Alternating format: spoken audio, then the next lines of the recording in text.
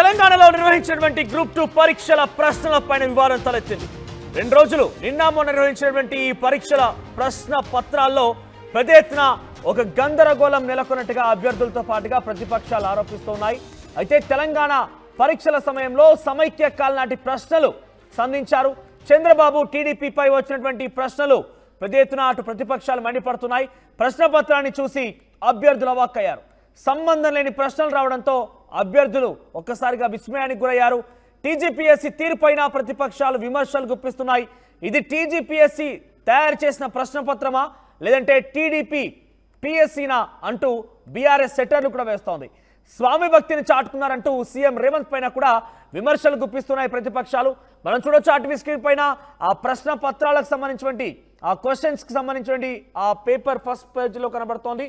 దీనిలో మీరు చూడండి 1983 ఎన్నికల్లో సంబంధించిన క్వశ్చన్స్ కానివ్వండి, ఎవరి పాలనా కాలంలో నిజాం సాగర్ మరియు కడెం ప్రాజెక్టు నిర్మించారు, ఇక చంద్రబాబు నాయుడు ముఖ్యమంత్రిగా ఉన్నప్పుడు ఆదిలాబాద్ జిల్లాను దత్తత తీసుకున్న వ్యక్తి ఎవరు, 18 అక్టోబర్ 2009 ప్రత్యేక తెలంగాణ రాష్ట్ర మద్దతుగా తెలుగుదేశం పార్టీ ప్రణబ్ ముఖర్జీ కమిటీకి లేఖ ఇచ్చింది. ఇలా టీడీపీకి సంబంధించినటువంటి క్వశ్చన్స్ మెయిన్గా ఉండడం, ముఖ్యంగా సమైక్య పాలనకు సంబంధించిన క్వశ్చన్స్ రావడంతో ఒక్కసారిగా అటు విస్మయానికి గురయ్యారు అభ్యర్థులు. ముఖ్యంగా ప్రతిపక్షాలు కూడా ఈ క్వశ్చన్ పేపర్ చూసిన తర్వాత అవాక్కైపోయారు. స్వామి భక్తిని చాటుకున్నారు రేవంత్ రెడ్డి అంటూ కూడా పెద్ద ఎత్తున విమర్శలు గుప్పిస్తున్నారు. మనకు కనబడుతున్న రెండో బాక్స్లో బీఆర్ఎస్ పార్టీ చేసిన ట్వీట్ అది. బీఆర్ఎస్ పార్టీ అందులో అఫీషియల్ ట్విట్టర్లో మెన్షన్ చేశారు. స్వామి భక్తికి బానిసత్వానికి పరాకాష్ట అంటూ చెప్పారు. టీజీపీఎస్సీనా లేదంటే టీడీపీ పిఎస్సీనా? ఇక్కడ చూడండి, టీజీపీఎస్సీని కాస్త టీడీపీ పిఎస్సీగా మార్చేస్తూ బీఆర్ఎస్ పార్టీ అందులో మెన్షన్ చేసింది. అంటే ఏకంగా ప్రశ్నపత్రాలు చూసిన తర్వాత ఈ క్వశ్చన్ పేపర్ రెడీ చేసింది టీజీపీఎస్సీనా లేదంటే టీడీపీ పిఎస్సీనా అన్నట్టుగా వారంతా చెప్పడం జరిగింది. ఒకసారి మీకు క్వశ్చన్స్ కూడా చూపిస్తాను నేను.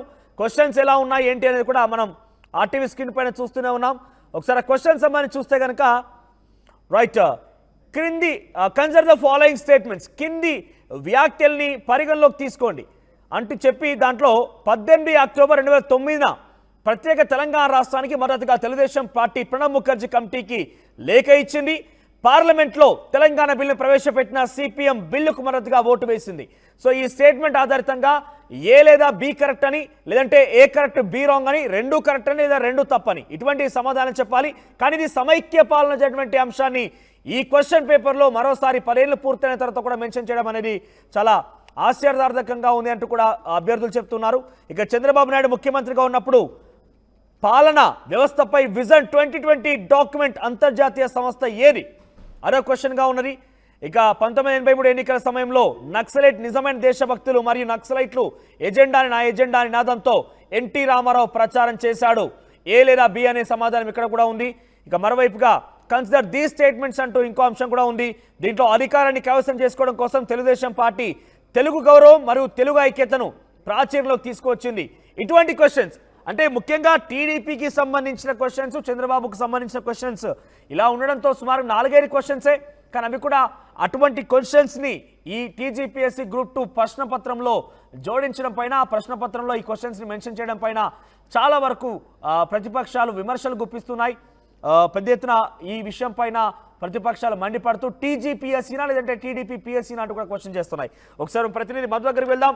Yes Madhu, present assembly sessions కొనసాగుతున్నాయి. 2 రోజులు జరిగినటువంటి గ్రూప్ 2 ఎగ్జామినేషన్ పైన పలు రకాలుగా చర్చకు వస్తున్నాయి. ఇది టీజీపీఎస్సీ తయారు చేసిన క్వశ్చన్ పేపరా లేదంటే టీడీపీ పిఎస్సీరా? అంటే ఏకంగా ఒక పార్టీ తయారు చేసిన క్వశ్చన్ పేపర్ అంటూ కూడా విమర్శలు గుప్పిస్తున్నారంటే ఏ స్థాయిలో ఉంది ఈ క్వశ్చన్స్ పైన, ఎటువంటి చర్చలు కొనసాగుతున్నాయి? ఇంకా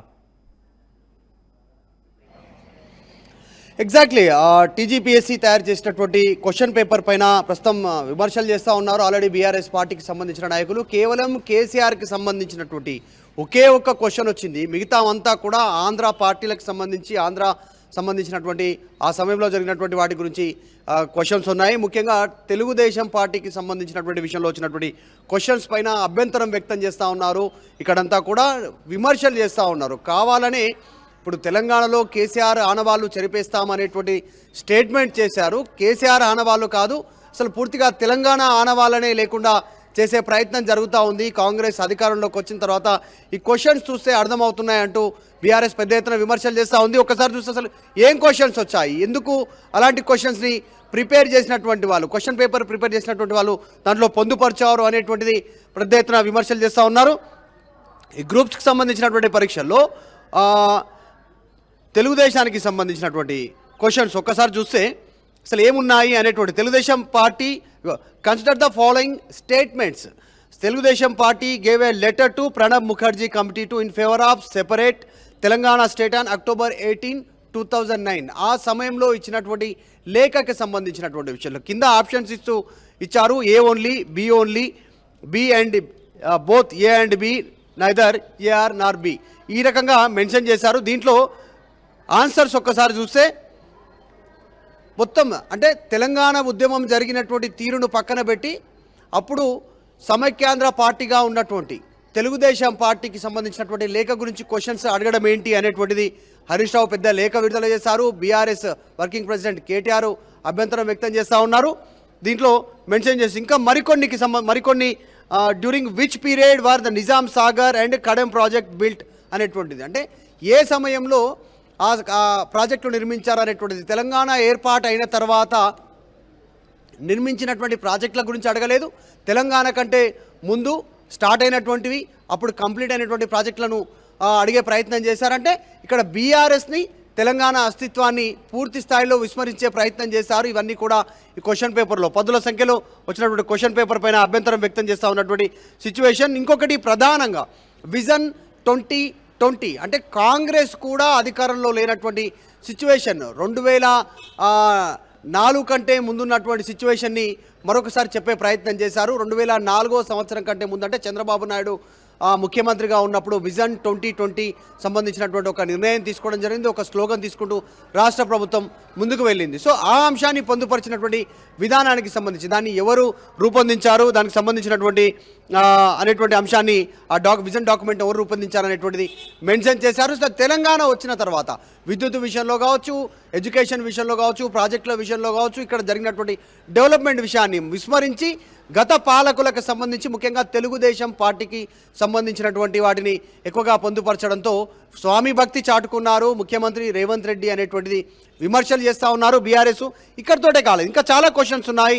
ఇట్లాంటి క్వశ్చన్కి సంబంధించి when Chandrababu Naidu was the chief minister he adopted Adilabad district and developed irrigation project, అంటే చంద్రబాబు నాయుడు ముఖ్యమంత్రి ఉన్నటువంటి సమయం ఒక్కసారి మనం బ్యాక్ వెళ్తే 10 సంవత్సరాలు దాదాపు కాంగ్రెస్ ఉంది, 10 సంవత్సరాలు బీఆర్ఎస్ ఉంది. అంటే 20 సంవత్సరాలకు సంబంధించినటువంటి వెనకాల చరిత్రను చెప్పే ప్రయత్నం చేసింది ఇప్పుడున్నటువంటి టీజీపీఎస్సీ పేపర్ తయారు చేసిన దాంట్లో. సో పేపర్లు ఎవరు తయారు చేస్తున్నారు, ఎవరి చేతిలోకి వెళ్ళింది అనేటువంటి విమర్శలు చేస్తూ ఉన్నారు. పెద్ద ఎత్తున విమర్శలు వస్తూ ఉన్నాయి దీనికి సంబంధించి.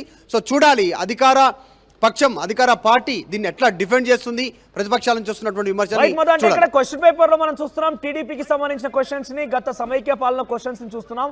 అదే స్థాయిలో గత ప్రభుత్వంలో ఉన్నటువంటి క్వశ్చన్స్ ఏది కూడా పెద్దగా మెన్షన్ చేయలేదు. కానీ తెలంగాణ ఉద్యమం గురించి చాలా లోతైన క్వశ్చన్, సుమారుగా 1969 తర్వాత జరిగిన తెలంగాణ ఉద్యమం నుంచి 2014 ఉద్యమం వరకు కూడా కేసీఆర్ గురించి ఎక్కడ క్వశ్చన్ లేదు.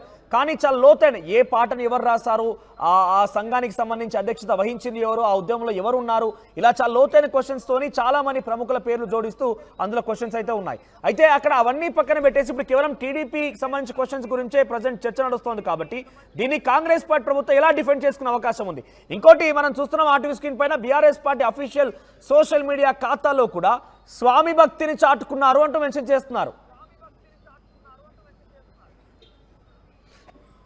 ఎగ్జాక్ట్లీ అదే, అంటే గతంలో ముఖ్యమంత్రి రేవంత్ రెడ్డి స్టేట్మెంట్ చేశారు, కేసీఆర్ ఆనవాళ్ళు, గత ప్రభుత్వ ఆనవాళ్ళు లేకుండా చేస్తాను అనేటువంటి స్టేట్మెంట్ చేశారు. దాన్నే ప్రస్తావిస్తూ ఉన్నారు బీఆర్ఎస్ పార్టీ నాయకులు. కేసీఆర్ ఆనవాళ్ళు కాదు, గత పాలకులకు సంబంధించినటువంటి ఆనవాళ్ళు కాదు, అసలు తెలంగాణ సంబంధించినటువంటి అస్తిత్వమే లేకుండా చేస్తూ ఉన్నారు. వరుసగా జరుగుతున్నటువంటి వాటిని ఎక్స్ప్లెయిన్ చేస్తూ ఉన్నారు. దాంట్లో కాకతీయ తోరణం ఎంబ్లం, అఫీషియల్ ఎంబ్లంలో కాకతీయ తోరణము, చార్మినార్ తొలగించే ప్రయత్నంలో భాగంగా పెద్ద ఎత్తున చర్చ చేయడము, అభిప్రాయ సేకరణ చేయడము, తర్వాత జరిగినటువంటి దానిలో తెలంగాణ తల్లి విగ్రహంలో బతుకమ్మ లేకుండా చేయడము, ఇంకా ఇలా అనేక అంశాల్లో వాటిని లేకుండా చేస్తూ ఉన్నారు. ఇప్పుడు క్వశ్చన్ పేపర్లో కూడా భావితరాలకు నెక్స్ట్ గుర్తుండిపోయేలా ఇలాంటి క్వశ్చన్స్ ఆంధ్ర పాలకుల సమయంలో ముఖ్యంగా టీడీపీ చంద్రబాబు నాయుడుకి సంబంధించినటువంటి క్వశ్చన్లు రావడం అనేటువంటిది ఆశ్చర్యానికి గురి చేస్తూ ఉంది. ఇది కేసీఆర్ మీద కక్ష కాదు, తెలంగాణ మీద కక్ష ముఖ్యమంత్రి రేవంత్ రెడ్డికి అనేటువంటిది బీఆర్ఎస్ చెప్తా వస్తూ ఉంది. చూడాలి దీన్ని మరి అధికార పక్షం ఎట్లా డిఫెండ్ చేసేటువంటి అవకాశం ఉంది. తప్పిదమా, నిజంగా వ్యూహాత్మకంగా కావాలనే చేస్తారా, నిజంగానే ముఖ్యమంత్రి సూచన మేరకు గతంలో ఆయన చెప్పినటువంటి దాన్ని వీళ్ళు చూసాయిగా తీసుకున్నారా అనేటువంటిది క్వశ్చన్ పేపర్ తయారు చేస్తుందో చూడాలి. ఇది ఎట్లా డిఫెండ్ చేస్తుందో అధికార పార్టీ. రైట్ మరో మొత్తం మీద గ్రూప్ 2 ప్రశ్న పత్రం పైన మరోసారి ప్రతిపక్షాలు మండిపడుతున్నాయి. దాంట్లో సుమారుగా 4 క్వశ్చన్స్ వరకు కూడా టీడీపీ సంబంధించిన అంశాలు ఉండడం, సమైక్య పాలనకు సంబంధించిన క్వశ్చన్స్ ఉండడంతో ఒకసారిగా అటు అభ్యర్థులతో పాటుగా ఇటు ప్రతిపక్షాలు కూడా మండిపడుతున్నాయి. ఏకంగా ఈ క్వశ్చన్ పేపర్ రెడీ చేసింది టీజీపీఎస్సీ లేదంటే టీడీపీఎస్సీనా, అంటే టీడీపీ పార్టీ చేత ఈ క్వశ్చన్ పేపర్ తయారు చేయబడిందా లేదంటే టీజీపీఎస్సీనా అన్నట్టుగా వారంతా మాట్లాడుతున్నారు, క్వశ్చన్ చేస్తున్నారు. ముఖ్యంగా రేవంత్ రెడ్డిని ఎక్కుపెట్టి స్వామి భక్తిని చాటుకున్నామంటూ కూడా సెటైర్లు వేస్తున్నారు. చూద్దాం మరి దీన్ని ఎలా కాంగ్రెస్ పార్టీ ప్రభుత్వం డిఫెండ్ చేసుకుంటుందనేది.